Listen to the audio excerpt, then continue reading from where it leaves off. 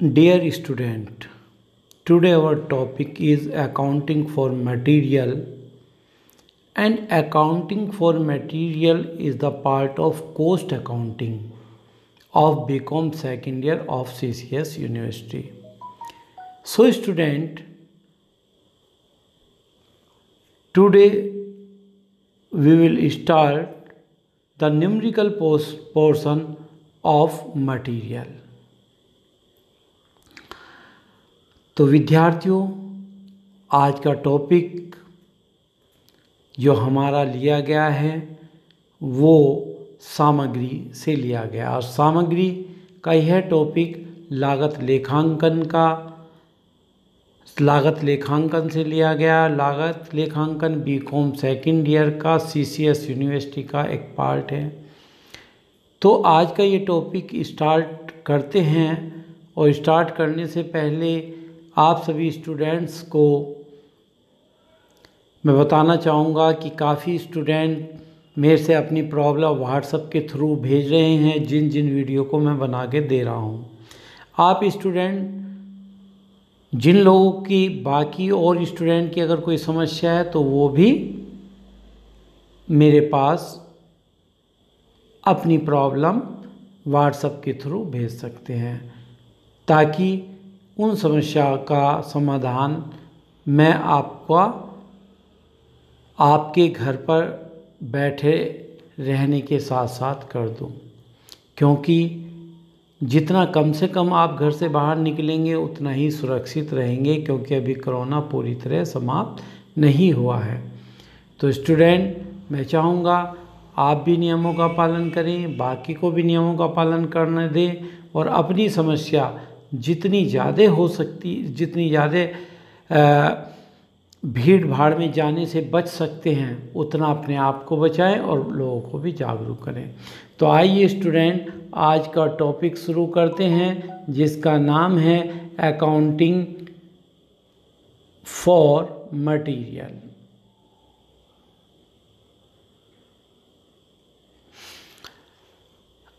Material, meaning of material control.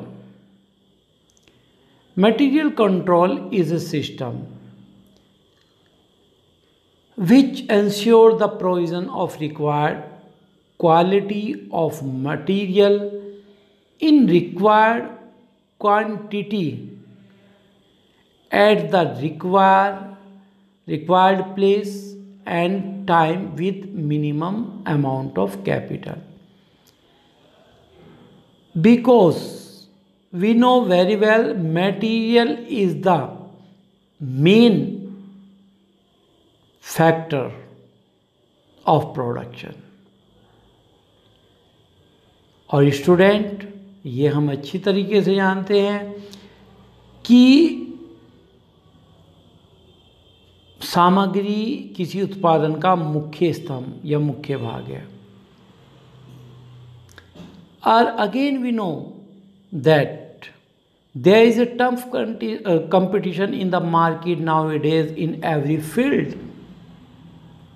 आज के दौर में प्रत्येक क्षेत्र में कड़ी प्रतिस्पर्धा देखने को मिलती है इन मार्केट, बाजार में। तो आपको यदि मार्केट में टिकाए रखना है तो अपनी कॉस्ट को कंट्रोल करना होगा, और कॉस्ट को कंट्रोल करने का एक बेहद अच्छा तरीका है मटेरियल कंट्रोल। इस कड़ी में मैंने आप इस सभी स्टूडेंट से इकोनॉमिक ऑर्डर क्वांटिटी EOQ के टॉपिक पर पहले आपको एक वीडियो शेयर की थी, जिसके आधार पर हम कॉस्ट को किस प्रकार से बचत कर सकते हैं उसके बारे में पढ़ा था।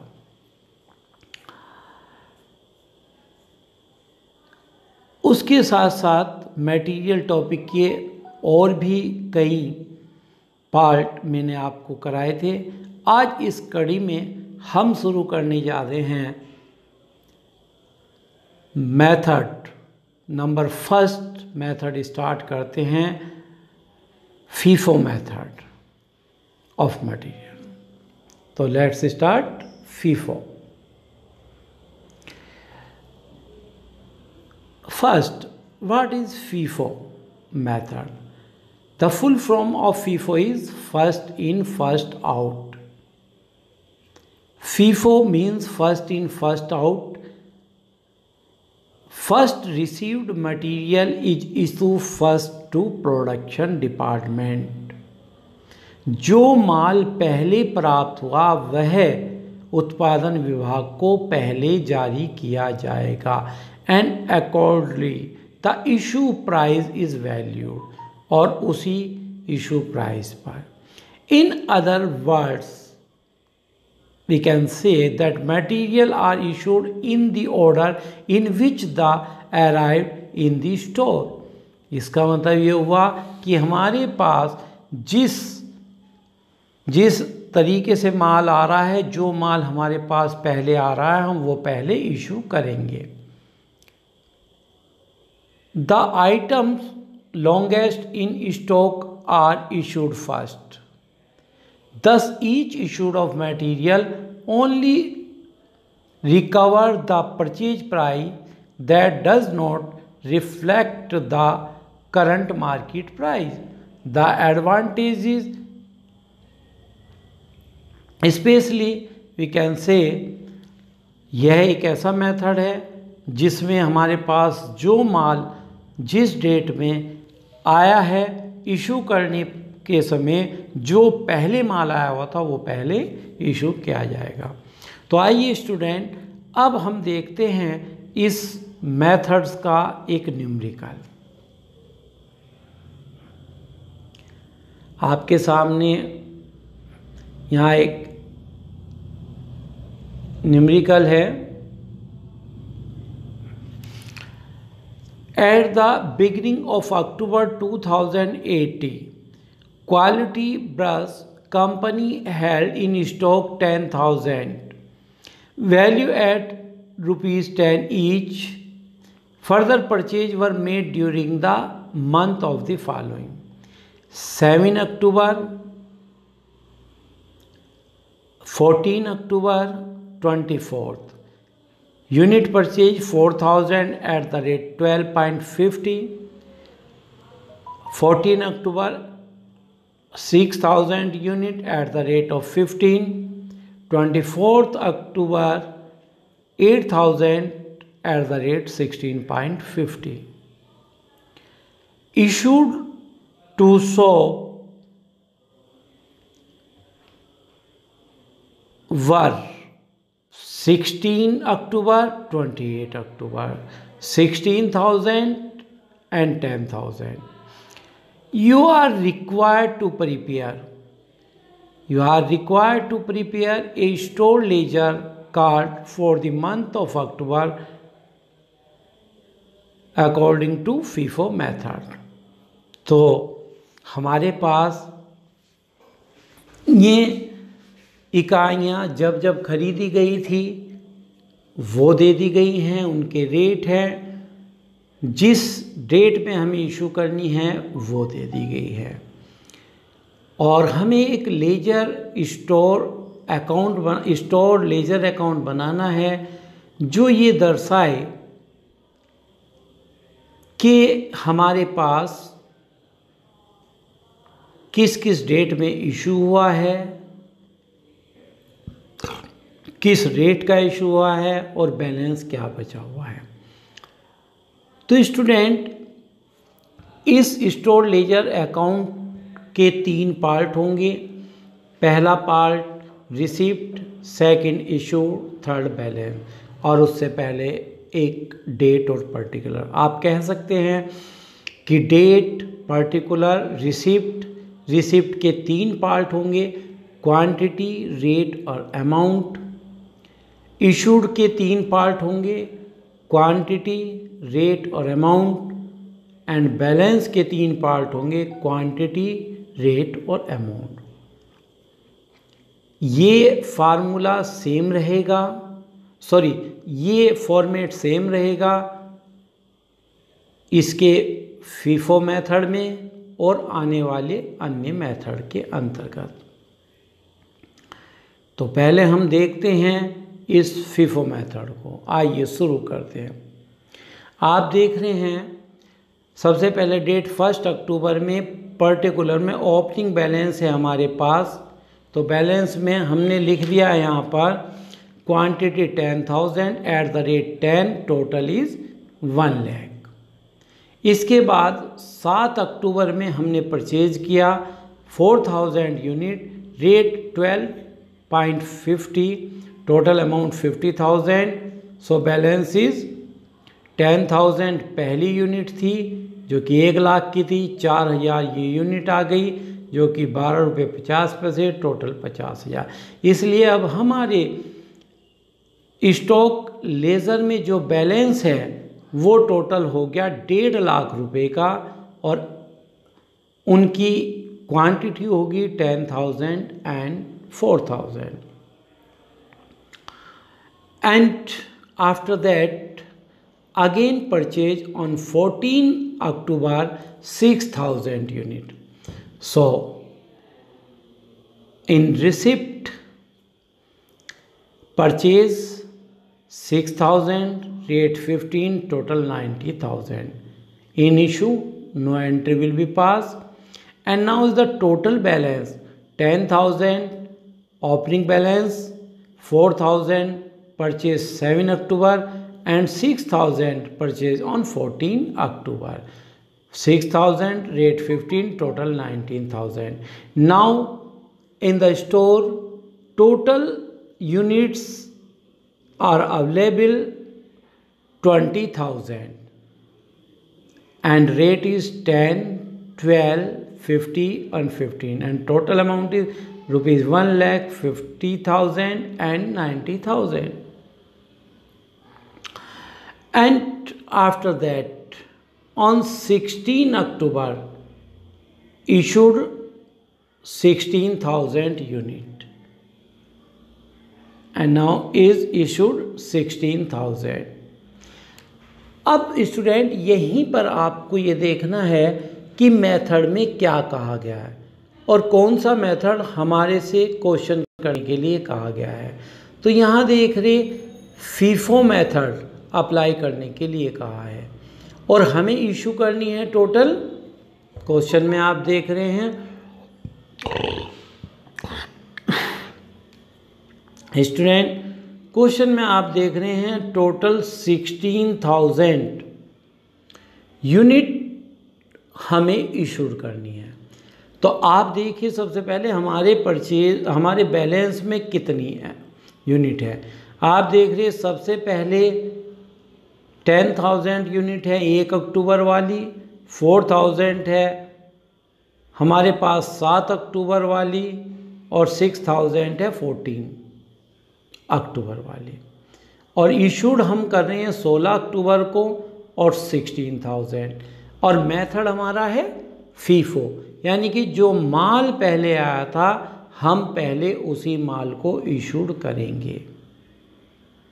हम जब पहले फर्स्ट फीफो मेथड अपना रहे हैं तो आप देख रहे हैं 16,000 यूनिट में सबसे पहले हम 10,000 यूनिट इशू करेंगे जो कि 10 रुपये रेट वाली। उसके बाद हमें 6,000 इशू करनी है तो 4,000 हमें टोटल 16,000 इशू करनी है, उसमें से 10,000 ये वाली करेंगे 1 अक्टूबर वाली। उसके बाद 4,000 दूसरे नंबर की करेंगे जो कि हमारे पास 7 अक्टूबर की थी। उसके बाद 2,000 इशूड जो करेंगे वो 14 अक्टूबर वाली से करेंगे।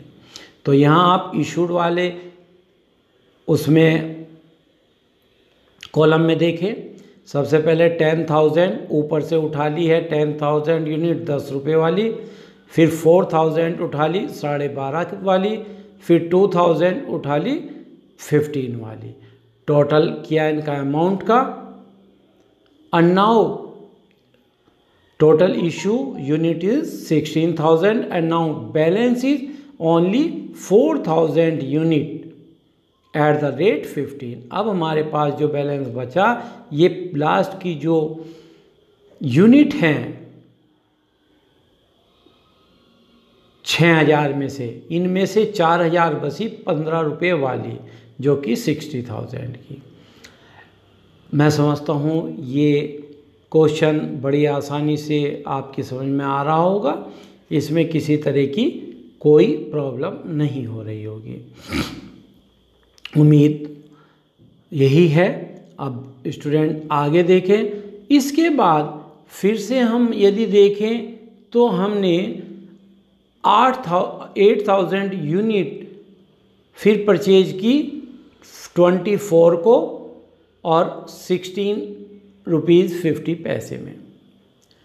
तो student here is on dated 24 purchase, receipt वाले कॉलम में यूनिट में 8,000 and in rate column 16.50, total 1,32,000,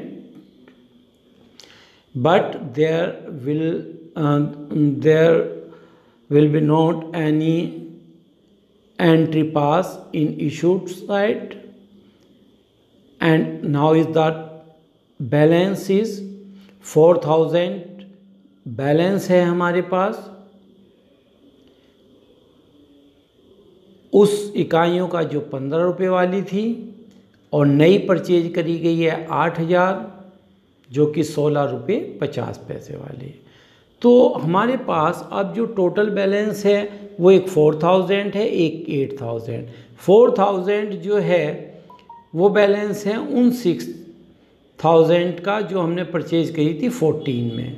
एक 14 वाले का बैलेंस बचा हुआ है और एक हमारे पास 8,000 जो अब खरीदी। तो टोटल 12,000 हमारे पास यूनिट है।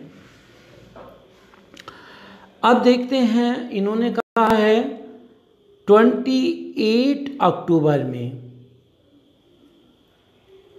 10,000 इशूड करी गई। अब जो 10,000 इशू करी गई तो कोई एंट्री पास नहीं होगी रिसिप्ट वाले कॉलम में।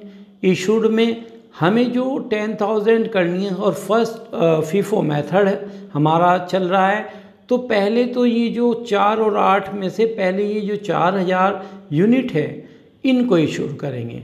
तो 4,000 issued at the rate 15, total 60, and now required is 6,000 from 8,000 unit. So 6,000 unit at the rate 16.50. So total unit 10,000, total rate 60 or 99. And now entry in balance. Now is balance is, आप देख रहे हैं 8,000 unit में से 6 चली गई तो 2,000. Now is the balance is only 2,000 unit. At the rate 6.50, 16 rupees 50, total amount 33। तो स्टूडेंट आपने देखा ये जो क्वेश्चन आपके सामने था ये फीफो मेथड से था। फीफो मेथड में बस मैं उम्मीद करता हूँ अब आप समझ गए होंगे कि केवल ये ध्यान रखना है कि जिस तारीख में हमें माल इशू करना है तो जो सबसे पहले डेट में माल आया था पहले उसमें से देंगे, वो ख़त्म होने के बाद अगर बच गया तो दूसरे माल देंगे, उसके बाद माल बचता है तो तीसरा माल देंगे। तो इसकी इस पद्धति के आधार पे ही इस मेथड को अप्लाई किया जाता है। तो स्टूडेंट्स मैं उम्मीद करता हूँ कि ये मेथड आपकी समझ में आ गया होगा, कोई प्रॉब्लम आपको इस मेथड से नहीं होगी। और उसके बाद भी यदि कोई प्रॉब्लम आपको होती है इस मेथड में तो आप मेरे से डिस्कस करें। और हाँ, एक और बात कि फीफो मेथड की थ्योरी भी महत्वपूर्ण है। लेकिन मैं अगर फीफो मेथड की कोई थ्योरी आती है तो वो शॉर्ट नोट में आपसे पूछा जाएगा, और वो थ्योरेटिकल पोर्शन का शॉर्ट नोट मैंने आपको अभी समझा दिया है। तो थ्योरेटिकल पोर्शन भी आपका क्लियर हो गया है, न्यूमेरिकल पोर्शन भी आपका मैंने क्लियर करा दिया है।